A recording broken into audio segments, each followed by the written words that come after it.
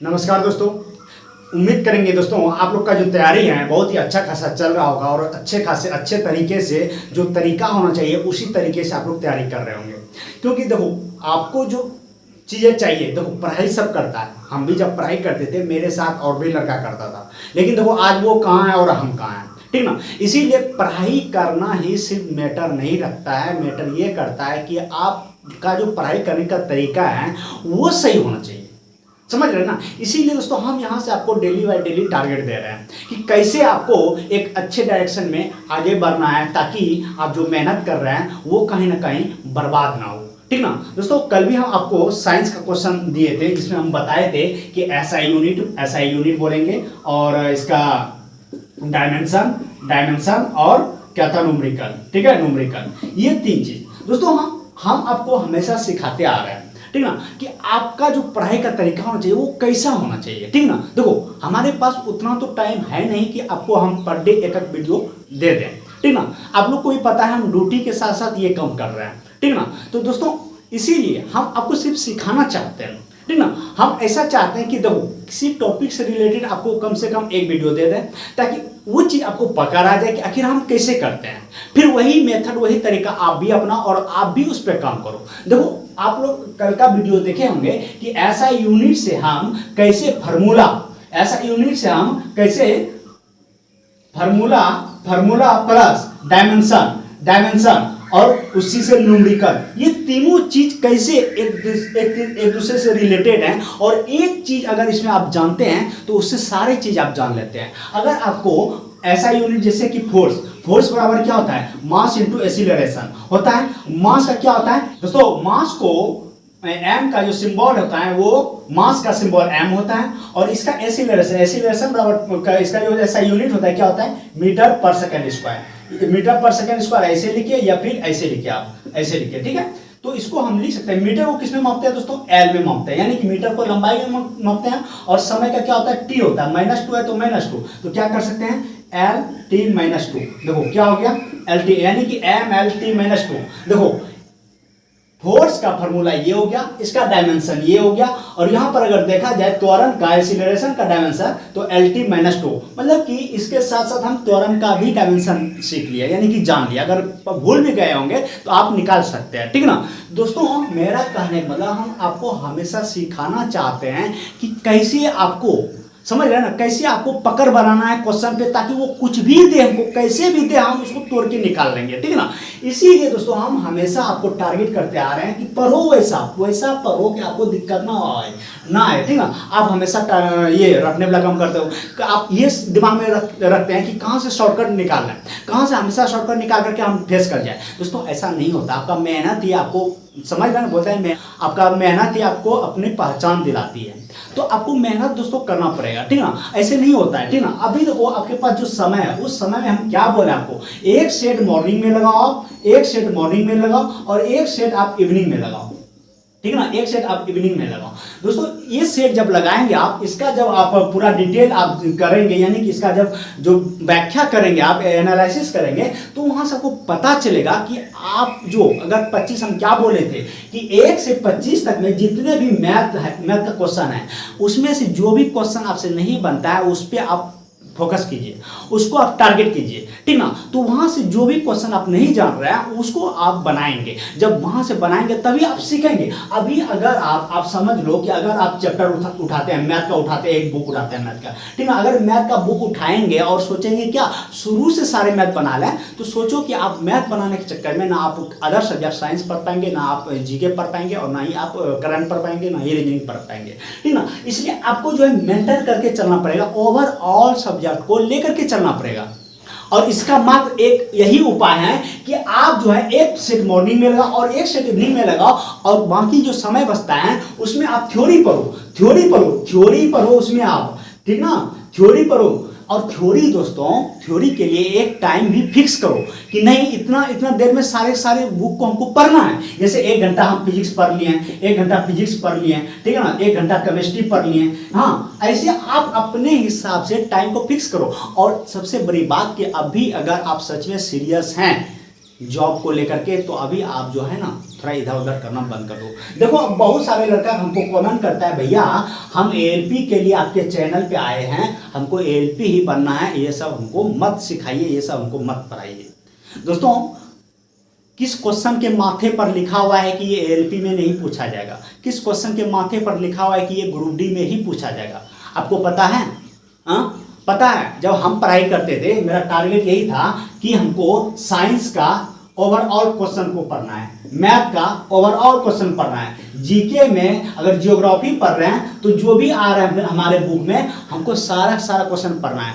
Group D के लिए क्या कोई अलग से एक सिलेबस बनाया गया है? आप यूपीएससी लेवल का तैयारी कर रहे हो, भैया उसमें डीपली जाना पड़ता है, भैया ग्रुप डी में एएलपी में तो थोड़ा ही पूछता है, आप क्यों उतने जाते हैं? हाँ, या फिर आप बीपीएससी का तैयारी कर रहे हो। जनरल कंपटीशन का मतलब होता है दोस्तों कि ओवरऑल आप अगर जनरल कंपटीशन का तैयारी करते हैं तो उसमें क्या क्या आ जाता है? रेलवे का सारे पद आ जाता है जो कि आपका नीचे लेवल का है, ग्रुप डी हो गया या एएलपी हो गया या फिर आपका जेईई हो गया, जेई हो गया, जेई निकलता है वो हो गया, या एएसएम हो गया जो अभी आपका चल रहा है, या टीसी हो गया या टीटी हो गया, हाँ, या गार्ड हो गया, ठीक ना, या फिर आप एसएससी जीडी आता है वो हो गया, हाँ, और आपका एसएससी एमटीएस आता है वो हो गया। ये सब जो है ना, ये आपका बिहार एसएससी अभी जो आपका क्लियर कर रहा है बीएसएससी, ये सारे जो है ना जनरल कंपटीशन में आता है। और इसके लिए आप कोई किसी भी क्वेश्चन को आप छांट नहीं सकते हैं। आप ये नहीं बोल सकते हैं कि भैया ये एएलपी में पूछेगा, ग्रुप डी में नहीं पूछेगा, भैया ग्रुप डी में पूछेगा, एएलपी में नहीं पूछेगा। सारे क्वेश्चन दोस्तों, सारे क्वेश्चन सारे एग्जाम में आपको देखने के लिए मिल सकता है। आप लोग मोटा जब बुक लेंगे, जब आपको प्रीवियस ईयर का सेट बनाएंगे, आप देखते होंगे उसमें कि जो क्वेश्चन पिछले साल हो सकता है 2016 में अगर एएलपी में पूछा है तो हो सकता है 2018 में वो ग्रुप डी में पूछा होगा। समझ रहे हैं ना? तो दोस्तों कहने का मतलब आप ये दिमाग से बिल्कुल हटा दो, क्योंकि देखो यही सबसे बड़ा बीमारी है और आपको कमजोर कर देता है, ठीक ना। इसीलिए ये चीज को आपको दिमाग से निकालना ही पड़ेगा। एनी हाउ कुछ भी हो जाए आपको निकालना पड़ेगा, कि अगर नहीं निकालेंगे तो खुद को खुद से अपाहिज बनाने के बराबर है। समझ रहे हैं ना? मतलब आप अपाहिज हो जाएंगे और ऐसा अपाहिज हो जाएंगे फिर खड़ा नहीं हो पाएंगे, ठीक ना। इसलिए इन चीजों को आप निकालो दिमाग से। और रहा जहां तक कि तैयारी करने का बात, आप एक सेट मॉर्निंग में लगाओ, एक सेट इवनिंग में लगाओ। आप देखो कैसे आपके अंदर में रफ्तार आता है, आपको खुद मतलब एक आत्मविश्वास होता है वो जग जाएगा। हाँ, लेकिन पूरी ईमानदारी के साथ।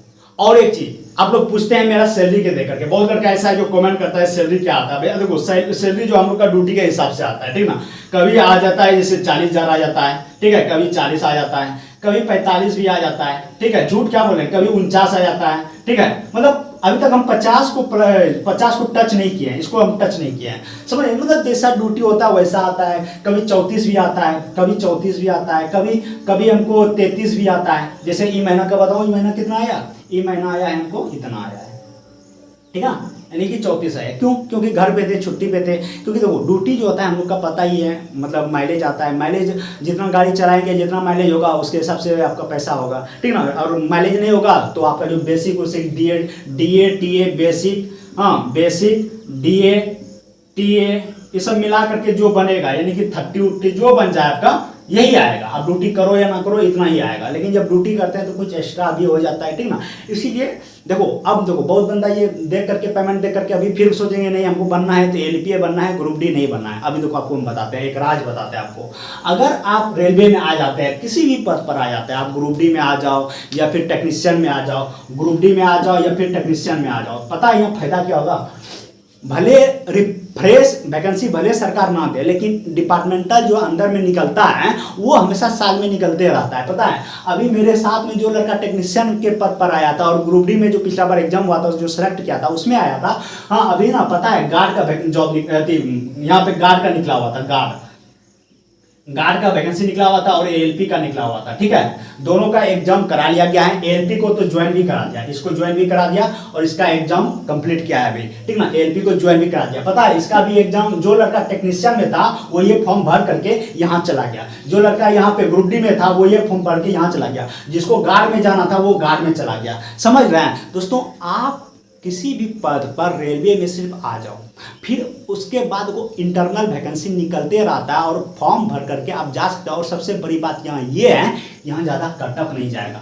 समझ रहे हैं? जो चीज़ें आपको बाहर में देखने के लिए मिलती हैं या मिलता है वो चीज़ यहाँ पर आपको देखने के लिए नहीं मिलेगा। यहाँ जो कट ऑफ रहेगा बहुत ही कम रहेगा, क्योंकि लड़का लोग बहुत कम ऐसा है जो कि जो टेक्नीशियन में बहुत कम है कि वो एलपी में जाएगा ही, फॉर्म नहीं भरता है, बहुत भरता ही नहीं है। और बहुत भरा तो सबका तैयारी एक रंग रहता नहीं है। हाँ, लेकिन अगर आपको जाना है तो आप तैयारी मेंटेन में रखो, समझ रहे हैं ना। इसीलिए दोस्तों दिमाग से निकाल दो, आप ये कोशिश करो कि हमको किसी भी पद पर आना ही है, ठीक ना। उसके बाद देखो आपको जहां जाना है आप वहां निकल जाएंगे और बहुत कम समय में निकल जाएंगे, समझ रहे हैं ना।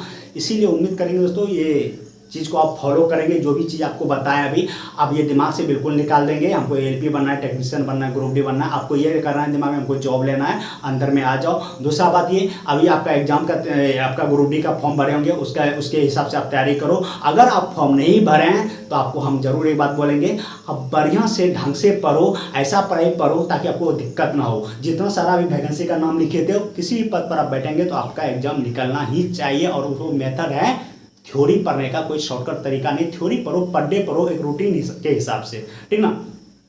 और जो भी लड़का न्यू कैंडिडेट है जो इधर उधर भटक रहे हैं, इतना दिन से तैयारी कर रहे हैं, नहीं उसको पता चल रहा है कुछ, जरूर उसको इस चैनल से जोड़िए। मेरा टारगेट यही है कि लड़का को सही डायरेक्शन में ले जाओ, क्या पढ़ना चाहिए क्या नहीं पढ़ना चाहिए, कैसे पढ़ना चाहिए, उस टारगेट में, उस दिशा में ले जाओ।